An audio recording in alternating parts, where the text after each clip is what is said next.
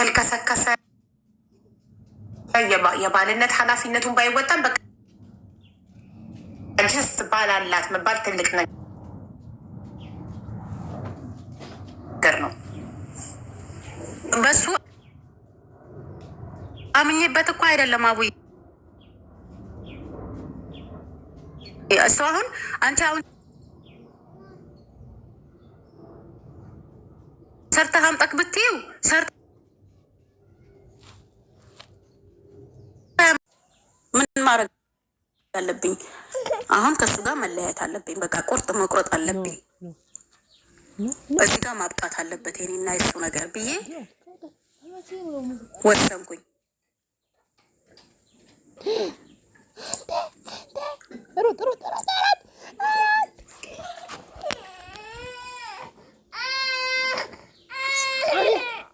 እያለ ስለምታገኘው ስለሚያደርግላት ያው አብራ ስለምታድር ያንን ብላ አሁን ኢትዮጵያ ገብቶ ከቱ ጋር ከአንቺ ጋር እየኖረ ከባህሬን ድረስ የምትልክለት ምን ልትሆን ነው?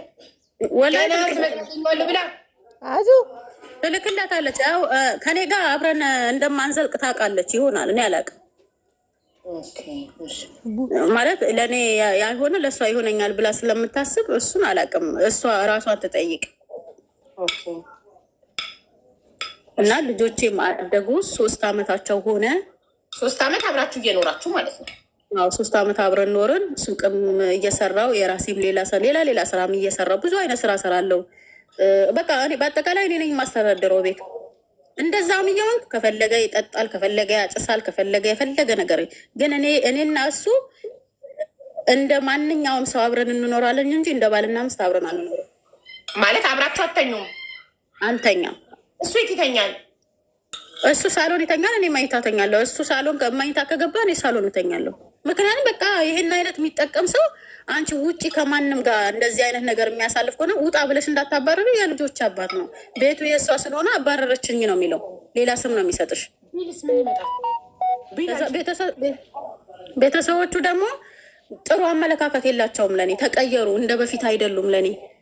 ቤተሰቦቹ ምን ያደርጉልሻል? ቤተሰቦቼ ምንም ሊወስዱብኝም ምንም ሊያደርጉልኝም አይችሉም። እንኳን ቤተሰቦቹ እሱ እኮ ምንም እየጠቀምሻል፣ ሸክም ነው የሆነብሽ። ምንም አይጠቀመኝም። እኔ እያበላሽው እያጠጣሽው በአንቺ ቤት እየኖረ አንቺ እያለበሽው እሱ ምንም ጥቅም እዛ ቤት ውስጥ የሚሰጠው ጥቅም ምንም የለም። አብረሻው አተኝም። የባልነት ጥቅሙን እየጠቀምሽ አይደለም። ሰርቶ አምጥቶ አያስተዳድርሽም። ምንድን ነው እሱ እዛ ቤት ውስጥ ከሸክምነት ውጭ? ሸክምነቱም ሆነ ሸክምነቱም አርፎ ቢኖር ራሱ ይኸውልሽ ሀቢባ፣ እኔ ከራሴ አልኩት፣ አንተ ከስራዬ ቦታ ዞር በል አልኩት።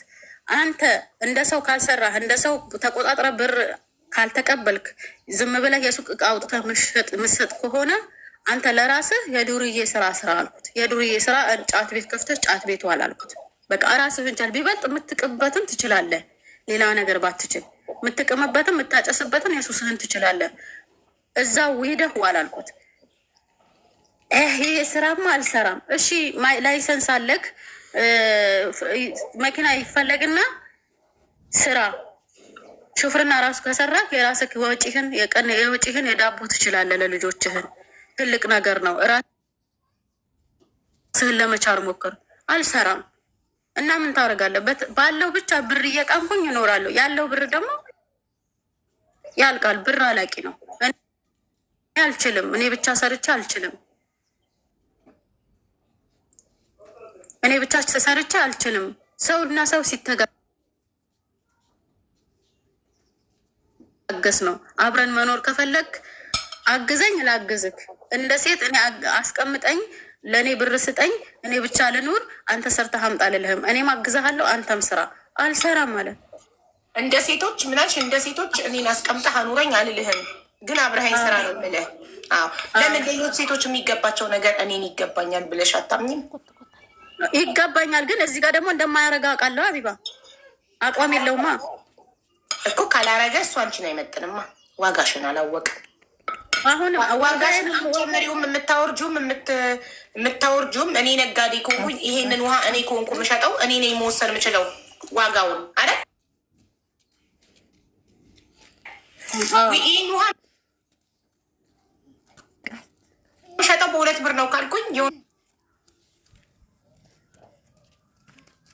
ሰው መጥቶ ግድ የለሽም በአንድ ብር ጭልኝ ካለ አልሸጥም፣ ዋጋው 2 ብር ነው ብዬ ካለው ከገዛ ትገዛለህ፣ ከገዛ ትሄዳለህ። ልክ ነሽ። የሆነ ሰዓት ላይ አቢባብ የሆነ ሰዓት ላይ ነገሮቹ ሲያበቁ ያበቃሉ። አንቺ ይሄን አክል የዋህነት ያክል ዋጋ የከፈልኩበት አካል ዋጋ አስከፈየዋለሁ። እሱን አንበሳ ዋጋ ቢከፍል በሳ ሊደርስ ነው። ኦኬ ዚስ ኢዝ ዋት ዊ ዋንት ቱ ሂር። ሌትስ ጎ ቀጥል። ከዛ ስራ አልሰራም አለ። እኔ አልኩት የጫት ቤት ብር ልስጥህ፣ ሂድና ጫት ቤት እንኳን ራስህን ችለህ እየቃም ብትውል እያጨስክ ብትውል አያገባኝም፣ ራስህን ቻል። እኔ እንደመነሻ ጫት ቤትም ልክፈትልህ፣ የጫትን ማምጫ ልክፈትልህ፣ ልስጥክ፣ ሂድና ጫት ቤት ስራ። ጫት አልሰራም። እሺ መንጃ ፈቃድ አለክ የባህሬን ኢንተርናሽናል እንትን በለውና አስቀይረውና መኪና ተፈልጎ መኪና ያዝ። አልሰራም እያጫስኩና እየቃምኩ ብቻ መዋል ነው። እሺ ይልሻል፣ ግን ተግባር ላይ የለም። ስለዚህ ማን ነው እየተጎዳ ያለው? እኔ በዚህ ላይ ማን ነው የተጎዳ ያለው? እኔ እየተጎዳው ነው። ዩቱብ መክፈት አልችልም ጋይ ሶሪ። ምክንያቱም ዩቱብ ማስተላልፍበት ስልክ የት እንዳለ አላውቅም። እቃ ተደርድሮ ማለቅ አለበት። እቃውን ደርድሬ ስጨርስ ነው ማገኘው። ምን ውስጥ እንደወረወርኩት አላውቅም። ሀቡዬ ጉድ ኢቭኒንግ። ሚሚ ላቭዬ ጉድ ኢቭኒንግ ቱ ማይ ላቭ። እሺ ውዴ ይቅርታ። ከዛ ስለዚህ አንተ አሁን እየቃምክ እየጠጣ የፈለቀው ነገር እያደረግ ይሄን አብረን እንደ ባልና ሚስት እንትን ላይፍ የለንም ብዬሻለሁ። ግን ይሄ ሁሉ ሲፈጠር ደግሞ ወንድሜ ይሄንን ነገር እንደማደርግ አያውቅም። ወንድሜ ማለት እኔ ሁሉ ነገሬ ነው፣ እናቴም ነው፣ አባቴም ነው። ሁሉ ማለት ከባልሽ ጋር እንደማታረጊ ነው የማያውቀው ወንድምሽ። አያውቅም ነው የሚያስበው ወንድምሽ። አብረን በሰላም እንዳለን ነው የሚያውቀው። ከዛ አልሰራም ሲለኝ እኔ የራሴ መኪና ካልሆነ የሰው መኪና ተቀጥሬ አልሰራም አለኝ። መኪና ይገዛል። የራስህ መኪና እህቶች ብር አላቸው፣ ሀብት አላቸው። እሺ ላዳ ግዙልኝ በላቸው አልኩት። አንተ ከሱስህን ነፃ ወጥተህ እንደ ሰው ሆነህ ምሰራ ከሆነ ግዛልኝ በላቸው። ሰርቼ መልሳለሁ፣ እቁብ ገብቼ መልሳለሁ በላቸው። ገዝቶ ይስጡክ ላዳ። አንተ እየሰራ ሰጠኸኝ፣ እኔ እቁብ ገብቼ ጨማምሬ እኔ ራሴ እሰጣቸዋለሁ በላቸው አልኩት። አንተ ከ18 ዓመት በላይ ሆነሃል። ራስህን የምታስተዳድርበት ራስህን እንትን የምትልበት ጊዜ አልፈዋል። የአንተ ኃላፊነት የለብንም አሉት እነሱ። እስካሁን እኛ እስካሁን መከርነክ እስካሁን አልን ምንም ልትስተካከል ስላልቻልክ አንተ ራስህ መቻል ያለብህ አንተ ራስህ ብቻ ነህ። ማንም አላፍትና የለበትም ያንተ ምናምን ብሎ ሲሉት እንደዚህ ያሉኝ። በቃ አሪፍ ነው። አንተ አሁን አንተ ጎበዝ ከሆንክ ራስህን ሆነህ ለማሳየት ከፈለክ ላይሰንስህን ይዘክ እኔ መኪና የሚሰጥህ ሰው እፈልጋለሁ። አንተ ፈቃደኛ ከሆንክ መስራት። መኪና አልሰራም ተቀጥሬ የሰው መኪና እና ያንቺን ቤቱን ይሸጥና እኔ መኪና ገዝቼ እቁብ ገብቼ ሌላ ቤት እንገዛለን አለ። በፍጹም አላረገውም አልኩት። እኔ ቤት ኖሮኝ እንኳን መኖር አልቻልኩኝም። በአሁን ሰዓት አይደለም ቤት እኔ ለፍቼ ደክሜ የገዛሁትን ቤት አንተ አልኖርም አሻፈረኝ የምትል ከሆነ ግን እኔም ከአንተ መቀጠል አቆማለሁ፣ ከአንተ መታገል አቆማለሁ። ህይወት እዚህ ጋር ያበቃል አልኩት። ከዛ ለማንኛውም አለኝ ለማንኛውም እኔ ቤተሰው ጋር ሄጄ አባቴ እንዶ አስደርጌ እመጣለሁ፣ ግን እጄ ላይ ብር ስለሌለኝ 3000 ብር ስጪኝ አለኝ። ኦኬ 3000 ብር ነው የምትፈልገው? አዎ 3000 ብር ነው። ፋዘር እንደዋ ለማስደረግ ፈልገህ ነው? በጣም ነው የሚጠሉኝ በጣም። ከዛ ኦኬ 3000 ብር ከሆነ በኢቲኤም ይዤ ነበር። በኢቲኤም አውጥቼ 3000 ብር ሰጥቼው በፌስታል በምንድን ነው በቦርሳ ነው መሰለኝ ልብሱን በሆነ ነገር ልብሱ 3 ቅያሬ ነው 2 ቅያሬ ይዞ በቃ ዘይሬው እመጣለሁ። አይቼው አላህ ይራማቸው ለ6 ዓመት አልጋ ላይ ነበሩ አሟቸው። እኔ እንዳይሰድቡኝም ብዬ በቃ ሂድና ጠይቃቸው ምናምን ብዬ እንግዲህ አስቢ። እኔ እና እሱ በፍቅር እየኖርን አይደለም። ቢሄድም ቢመጣም ለእኔ ምንም ደስታ አይገዛልኝም፣ አዘንም አይወስድልኝም፣ እኔ ምንም አያደርግልኝም። ቢቀርም ቢመጣም ማለት ነው። እዛ ሄደ አቡዬ ሄደ ቀረ በቃ በዛው ቁርጥ አድርጎ ቀረ።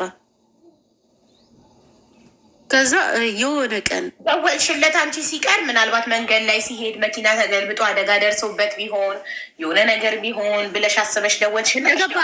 እንደገባ አውቃለሁ፣ ቤት እንደደረሰ አውቃለሁ። በምን አወቅሽ? ልጁ ትደውልልኛለች፣ ታወራኛለች። የሱ ልጅ ትልቅ ልጆቹን በስልክ ታወራቸዋለች። ልጁ ትልቅ ናት የሱ ልጅ? አዎ ልጆቹ ትንንሾቹ የኔቹ ልጆች ታወራቸዋለች በስልክ ደውላ በቁም ነገር። ኦኬ መንትዮቹን? አዎ። ስንት አመቷ ነው እሷ አሁን? ስንት አመቷ? 18 ዓመት አልፏታል። ወይ ትልቅ ናታ። እሺ በዛን ሰዓት እራሱ ትልቅ ናት። ኦኬ ከዛ ስታወራው አሁን መኪና አደጋ ምናምን ለምትይው ሙሉ በሙሉ አውቃለሁ። እንደገባ በሱ ስልክ ነው ልጅቷ የምትደውል። እሺ ደውላ ስታወራ እሷ ነግራሽ ነው በሰላም መግባቱ? አባትሽ ሴት ነው ምናምን ስላት አለ ከአባዬ ጋር ቁጭ ብሏል እየቃምህ ነው ምናምን አለችኝ። ያው መቃም ለሱ እንትን ስለሆነ ስራው ስለሆነ በቃ እንኳን በሰላም ደረስክ ወይ እንዴት ሆነ እንዴት ናቸው ደህና ናቸው ምንም ጸጥ ምንም የተናገርኩት ነገር እኔ የልጆች አላፍትና አለብኝ እሱ አላፍትና የለብኝም። እኔ አያ ከሄደ ፈስቀለለ ተገላገልሽ ታዲያ እንኳን ጥርጋለ እንዲ አቡዬ እግሬን እንዴ ጠዋት እኔ ብበላ ባልበላ ስራ ከመውጣቴ በፊት ስራ ቁርስ ብሰራ ባልሰራ አንድ ዳቦ በልቼ ብውል ራሴን አዝዤ ብበላ መጣም እንዴ ምን አሰቃየኝ እኔ ከሱ ጋር። ለሱ ትሰሪለት ነበር? አዎ ግድ ነው። ቁርስ ትሰሪያለሽ፣ ትበያለሽ፣ ትወጫለሽ እና ግድ ሄዶ የ150 ብር ምግብ ግድ የሚሆነው ለቤቱ ሰርቶ ለሚያመጣ ባል ነው። ሰርቶ ለሚያመጣ ባል በጠዋት ከነስተሽ ቁርስ አብስለሽ ባልዬ ብላልኝ ንጉሴ ብላልኝ ያለሽ ጥሩ ግሩ ለፍቶ ለቤቱ ገንዘብ የሚያመጣ ለቤቱ ገንዘብ ማያመጣ ተጋድሞ ውሎ ተነስቶ ለሚቅምና ለሚያጭስ ደግሞ ተነስተሽ ቁርስ ትሰሪያለሽ። ይሄማ ማበረታቻ እኮ ነው።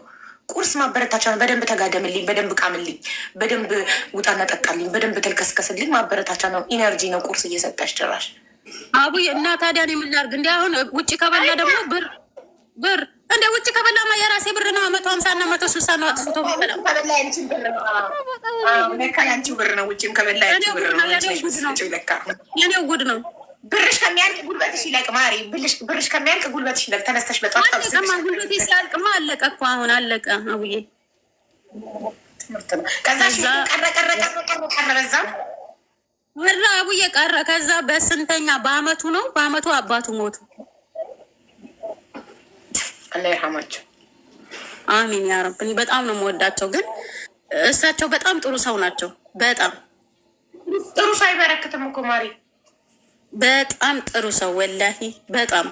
ከዛ ሲሞቱ በአመቱ ሙሉ በአመቱ ይሄን ልጆችን ብሎ አይደውልም አቡዬ፣ ልጆቹ ጋር አይደውልም። ፈቲያም ስደውልም አላነሳም፣ ከልጆቹም ጋር አላገናኘውም። በምን ማን ሳንገናኝ ሙሉ ድፍን አባትዮ ሲሞቱ እሱም በራሱ ስልክ አይደለም አታነሳም ብሎ በሌላ በጓደኛው ስልክ ነው የተደወለልኝ። ከዛ እንደ ማንኛውም ሰው ተዋልደሻል ትሄጃለሽ ሄድኩኝ። ብቻ የሄድኩኝ አንድ ቤተሰብ አልሄደም ከኔ ጋር፣ ወንድሜ ራሱ አልሄደም። ና እንሂድ ምናምን ስለው እኔም በጣም ስለጎዳኝ ሀቢባ በጣም በእንትኔ በስሜቴ ስለተረማመደ አልሄድም አለኝ። እኔ ግን የልጆቼ ሀያትም ስለሆነ መድረስ ስለነበረብኝ ደረስኩኝ። ደረስኩኝ። ከዛ ለቅሶ ቤት ተገናኘን። አቡዬ ምንም እንዳልተፈጠረ በሰላም እንዳለ ሰው እያየው ያወራኛል። ልጆቹ እንዴት ናቸው? በዚህ ወጥቶ በዚህ ገብቶ ምንም እንዳልተፈጠረ ሰላም ሆኖ ማለት ነው። ምንም ነገር እንዳልተደረገ ለራሴ ግርም ምን ያለኝ ለራሴ ማለት ነው። ከዛ በፊት የሚያቆኝ ጓደኞቹ ከሱ ጋር የሚያቆኝ ጓደኞቹ በጣም ከስቼ ነበረ። በጣም በቃ የሆነ ስትናደጅ ስትበሳጭ ህይወትሽ ሲበላሽ በጣም ነው ራሴንም ጥዬ ነበረ። ከዛ ጓደኞቹ ሰብስበው ከተቀበረ ወዲህ ጓደኞቹ ጋር ጠርተውኝ ቁጭ ብለን እያወራን እና ኢድሪስ እንዴት ነው ለምን ተለያያችሁ ምናምን። አረ ቆየን እኮ ከተለያየን አልኳቸው። ቆየን ከተለያየን። ልጆቹንም ደውሎ እንኳን ልጆቼ እንኳን ብሎ አመት ሙሉ አንድ ቀን አባት ነው አንድ ቀን ደውሎ እንኳን እንዴት ናቸው ምን በሉ ምን ጠጡ እንኳን ብሎ የማይጠይቅ ሰው ነው። የራሱ አላፍትና የሌለበት ሰው ነው። እኔ በነገራችን ላይ ልጆቼ ማሳደግ አያቅተኝም፣ ግን ይሄን አክል ነው ምናምን ብዬ ነገርኳቸው። ምንም ነገር አላለም። ይስተካከላል፣ ችግር የለውም ይስተካከላል። በነገራችን ላይ ቅባት የሚያሳምና አለ። ምላሱ ቅባት ነው፣ ይችልበታል፣ ማስመጥ ይችልበታል። እሱ ስራው ነው። ከዛ 3 ቀን አደርኩኝ። 3 ቀንም አድሬ 3 ቀን አድሬ ተከታታይ ልጆችን እዛ እንትን ብዬ ማለት 3 ቀን ቆየውኝና ተመለስኩኝ ወደ ቤቴ። ተመልሼ ከዛ ይሄኔ ምን አድርጌያለሁ አቡዬ፣ ሱቄንም ትቼ ሁሉ ነገርንም ትቼ ቤት ገብቻለሁ። አልሰራም። አንዱ ልጄ ታሞብኝ አልሰራም ልጄን ሳይሻለው ምናምን ብዬ ሱቄን ማስረክቤ በቃ ቤት ገብቻለሁ። ሲጀመር ስራ ትቻለሁ። ከዛ ምን አድርጌያለሁ? አስረክቤ ማለት ለማን ማለት ላከራየሽ ነው እቃውን አጣርተሽ? ኦኬ አልቻልኩም። መንታ ልጅ ይዘሽ እንደገና ደግሞ አንዱ ታመመብኝ። ምን ልትተዳደሪ ነው? በእርግጥ የቤት ኪራይ የለብሽም። አስቤዛ ኬት ታመጫለሽ? ልጆች ሲጠፋ 1 ብር ከኪስሽ ይጠፋል እሱ። ከዛ በኋላ ምን አደረግኩኝ? ወርቅ ነበረኝ ልጄን ለማሳከም ወርቄን ሸጥኩኝ። ቋቃመው ስደት ከለመሹ አንዴ ውጪ ውጪ ነው የሚልሽ። ከዛ ምን ማድረግ አለብኝ? እኔ ልጆቼ ለወንድም የሰጥቸው ለምን አልሰደድም አልኩኝ። ቤቴ ፉል ነው። አረቢያ ማልጂስ እንዳለ ፉል ነው እንደተነጠፈ። ሱቄንም አስረክቤ ልጆቼ ሻንጣ የልብሳቸው ብቻ በሻንጣ አድርጌ ፓስፖርቴን አሳድሼ ቪዛ ጀምሬ ይሄ ሁሉ አያውቅም እሱ አያውቅም፣ ምንም ነገር አያውቅም። ከዛ አንተ አልኩት ወይ አንተ ሰርተህ ልጆችህን አላሳደግ እኔን አላገዝከኝ።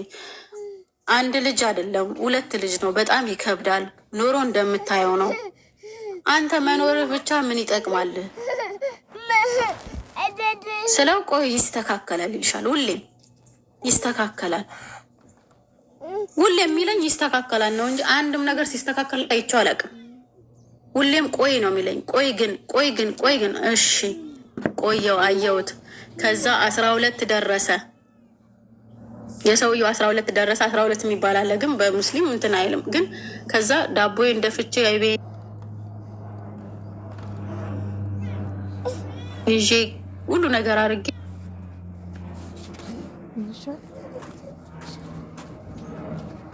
ይዤላቸው ሄድኩኝ።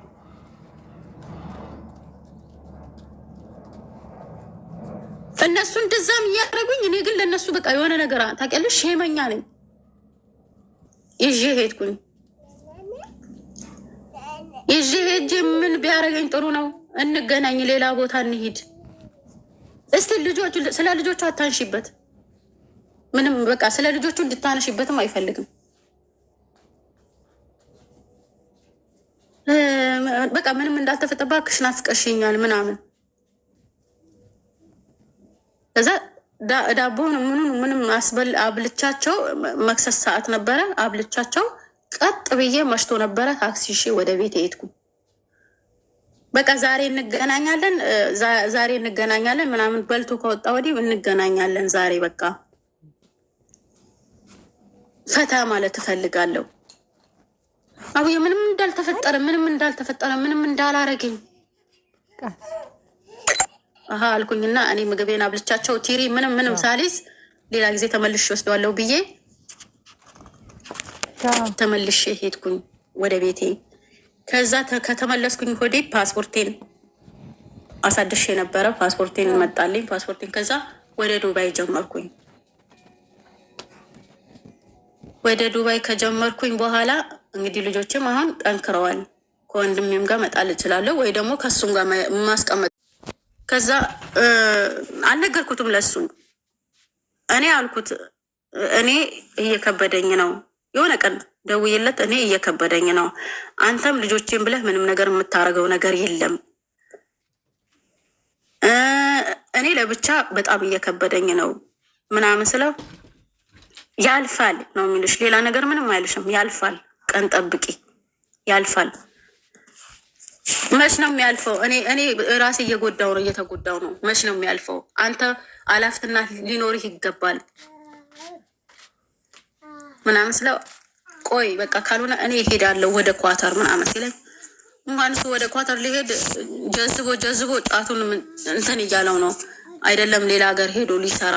ከዛ እኔ ምን ማድረግ አለብኝ ብዬ ከራሴ ጋር ለብቻዬ ማሰብ ጀመርኩኝ። ልጆቹን ለሱ ሰጥቼው እኔ መሄድ አለብኝ። እንግዲህ አስቢ አቡ ግቢ ውስጥ የእነሱ ግቢ ውስጥ ተከራይቶ አይደለም የሚኖሩት። ወደ 4 ክፍል አለ፣ ከሳሎን ውጭ ከመኝታ ቤት ውጭ 4 ክፍል አለ። አንዱ ክፍል እንኳን ለልጆቹና ለሱ አብሮ ቢኖሩ እኔ ሰራተኛ ቀጥሬ ልጆቼን ማንከባከብ እችላለሁ። እኔ ከሰራው ለእነሱ መላክ አያቅተኝም። እዚህ ጋር ኖሬ ግን መስራት አልቻልኩኝም። አስተዳደር ልጆች እንደሚፈልጉ አላረግላቸውም ምናምን ብዬ ከራሴ ጋር ወሰንኩኝ። ከዛ ሜዲካል ገባው፣ ቪዛዬን አለቀልኝ። በዚህን ቀን ትሄጃለሽ። 2 ቀን ሲቀረኝ አልነገርኩትም። ኢድሪስ ካልኩት እኔ ናዝሬት ሄጄ መታከም እፈልጋለሁኝ፣ እግሬ ያመኛል፣ ያውቃል፣ ፍሉ ውሃ አለ እዛ። ከዛ እግሬን መታከም እፈልጋለሁኝ ስለ እንደ ፍሉ ውሃ እኮ አለ ናዝሬት፣ እዛ ትሄጃለሽ? አዎ ይሄዳለሁ። በቃ ኖርማል ማውራት ጀመርኩት እኔ። ከዛ ልጆቹንም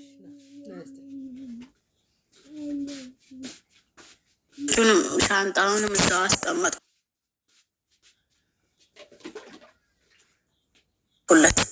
ሁለቱም ልጆች ማለት ነው።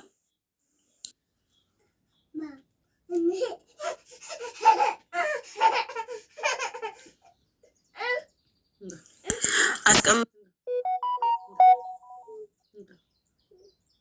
መጣሁ። እኔ ናዝሬት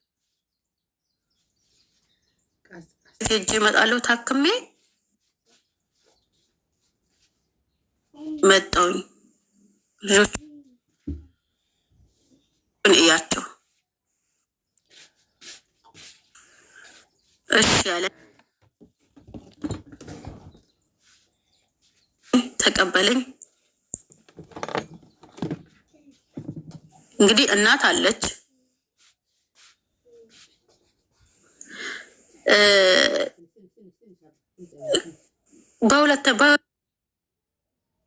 የሁለተኛ ቀን ኤርፖርት ገብቼ ከዛ ደወልኩለት። የሁለት ልጆቹን አልኩት። ልጆቹን አመት ሙሉ ስትኖር አንድ ቀን ጠይቀኸኝ ምን በሉ ምን ጠጡ ብለኸኝ አታውቅም አይደል አልኩት። አሁን ግን እኔ ሰርቼ ልጆቼን ማሳደግ ስለምፈልግ